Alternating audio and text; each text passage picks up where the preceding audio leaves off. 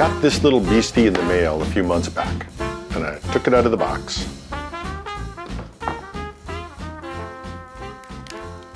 Ooh. And I tried to figure out what it was and who sent it to me. And I opened it up and I found this little critter. A real plain phone, and that's it. I was intrigued by the packaging. It's good looking, but plain. It claims that it has 50% less packaging, and then you see that it's all biodegradable. So I took it out of that 50% less packaging, and it's just a phone. I didn't have a charger, but I read that it was good for the environment, so I was skeptical. And then I dug a little deeper. They might be serious about this.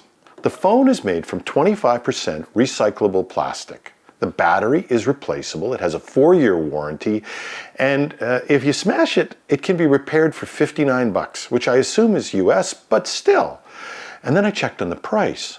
It's $200 American, which in Canadian is like $275. They have something here. That is, to the extent you can be an environmentally responsible phone, they have an environmentally responsible, cheap, and cheerful phone. Now here's what it doesn't have. No snazzy biometric login, no charger. I couldn't make it work with my wireless charger. It's not 5G. But here's what it does have.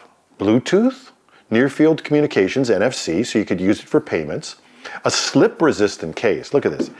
You know, it's not sexy, but it won't slide off every surface you put it on. And in this case, the case can take a few knocks. I drop my phones more regularly than most people do. Now, inside, this is cool. You can take this apart and pop the back off it. Takes a little bit of doing to get this, but not much. And inside, a replaceable battery. Remember those? And it takes about 2 hours to charge on my Samsung USB-C charger, but it lasts a long time, especially if it sits around. This was charged 5 days ago, and when I picked it up to do this, it was 77%. It'll take 2 SIMs. You can see those in there. 2 SIMs, presumably one for added memory. But as much as I've whined about this, I've never used the added memory. Pop the back on, and oh yes, a headphone jack. Don't throw out those old headphones. The camera, 13 megapixels. Not stellar, but not bad. The main camera on my Note 10 is 16 megapixels. And you can read the specs on the processor and the other stuff at the end of the video, but if you use email, a browser, or even YouTube, it's a fast phone. On YouTube, it feels more responsive than my current phones. So you want something sexy? This ain't it. You want a reliable phone with long life? This is it. You want to be environmentally responsible? Well, you can't beat this phone. Packaging, components, and if you realize that somewhere around 70% of the carbon footprint of the devices happens before you receive them. Let me put that in plain speak. You don't have a big carbon footprint from using your phone. You have a big carbon footprint from manufacturing a phone. It's the manufacturing and the materials that make the major contribution to global warming. And since the materials in the phone itself are often rare and precious, you're destroying a lot less habitat and reducing your carbon footprint by making your phone last longer. So with a 4-year warranty, easy repairs, you are, in digital terms, a true environmentalist. And if you're an IT manager of a small business, a not-for-profit, or if you just want to contain your budget, under $300 versus $1,000 to $2,000 for fashion phones?